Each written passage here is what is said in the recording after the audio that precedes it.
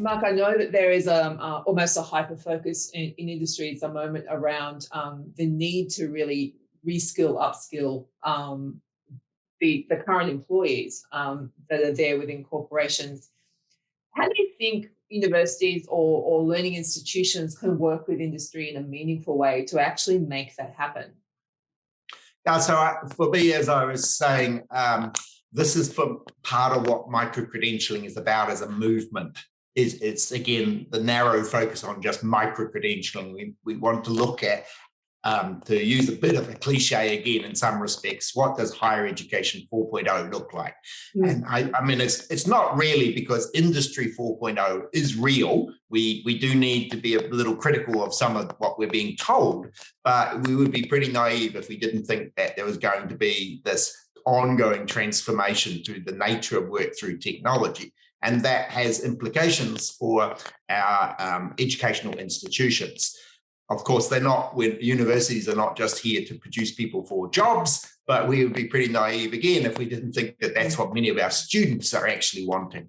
So in the work that we're doing, we're looking for ways that we can work with industry and not just delivering students with different skills, because another aspect that I haven't touched on is a development of more transversal future skills, soft skills. That people have different terms and they're not all necessarily the same, but that's again a recognition that knowledge by itself can become pretty redundant or obsolete quickly, and there are certain skills that are required, that the ability to work in teams, to problem solve, critically think. These are all things that employers tell us they want. I have a little bit of caution there because I'm not sure they actually always employ people with those, but nonetheless, the opportunity to work much more closely alongside industry partners in a co-construction or co-design model.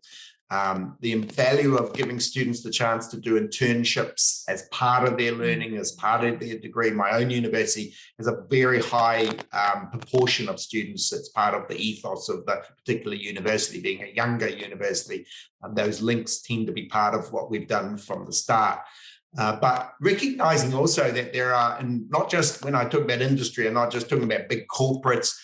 There are different professional bodies that have their own standards, their own requirements that need to be met. So to be alongside and influencing those, because equally some of those professional standards, whether they be for lawyers or whether they be for construction workers. I actually gave a talk last week for the entertainment industry that is very interested in micro-credentialing. I might elaborate on that shortly for why. It just shows you the different drivers. But basically being able to work alongside each other so that we're informing and learning from each other, and in the end, supporting the kind of learner that we might want going forward.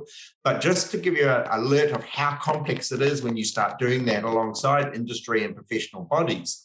Last year, our team was involved in a national survey of micro-credentialing in Ireland, which included employers and employees as well. And only half the employers had any sense of what micro-credentials are. From the employer and employee perspective, when one embarks on some professional development, in many cases that's recognized in their contract. And if they happen to acquire a macro credential or some kind of recognition that's identified in their contract and the award that the union may have negotiated, then they might get a pay rise for that, or they may get a promotion. It's recognized, built into their professional framework.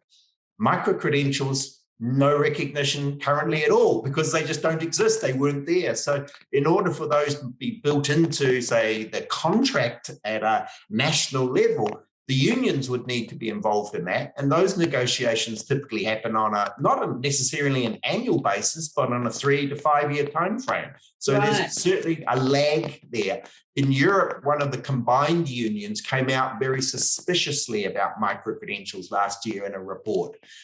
Because again, macro credentials have status, they're recognized. So micro credentials are being seen as somewhat suspicious and even a form of de-skilling because of the fact that on the job training by itself wouldn't be recognized and provide the mobility that a macro credential does. So again, there's lots under the bonnet if I want to take the roadmap analogy and then put a car there and say we really do have to think through this very carefully.